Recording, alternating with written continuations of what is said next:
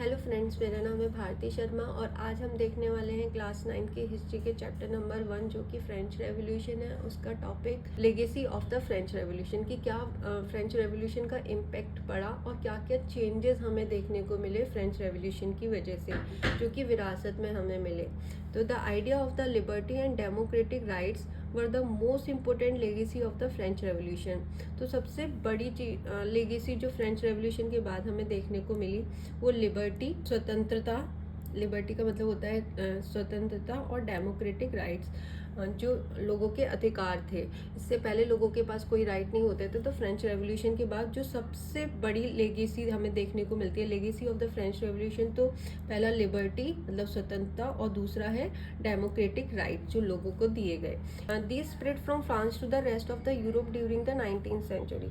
तो ये जो आइडिया थे लिबर्टी और डेमोक्रेटिक राइट के, वो फ्रांस से पूरे यूरोप में फैल जाते हैं 19th सेंचुरी में, और जिसकी वजह से फ्यूडल सिस्टम एबॉलिश्ड हो जाता है, ख़त्म हो जाता है फ्रांस से। ठीक है, अब फ्यूडल सिस्टम क्या होता है? फ्यूडल सिस्टम एक्चुअली एक ऐसा स्ट्रक्चर होता है जिसमें जो हायर स्टेट था वो टैक्स लेता था लोअर स्टेट से। ठीक है, तो जैसे हम लोगों ने देखा था जो फ्रेंच सोसाइटी थी वो 3 स्टेट्स में डिवाइडेड थी, फर्स्ट और second state and third state, और जो टैक्स देता था वो कौन? थर्ड स्टेट देता था।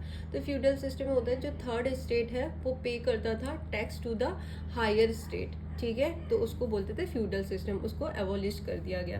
People rework the idea of freedom from blanch into their movement to create a sovereign nation state.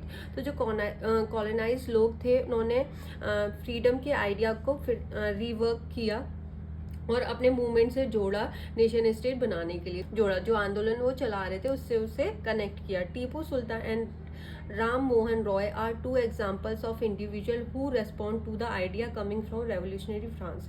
तो इंडिया में टीपू सुल्तान और राजा राम मोहन रॉय ऐसे एग्जाम्पल हैं जिन पर फ्रांस रेवोल्यूशन का सबसे ज़्यादा इम्पैक्ट देखने को मिलता है।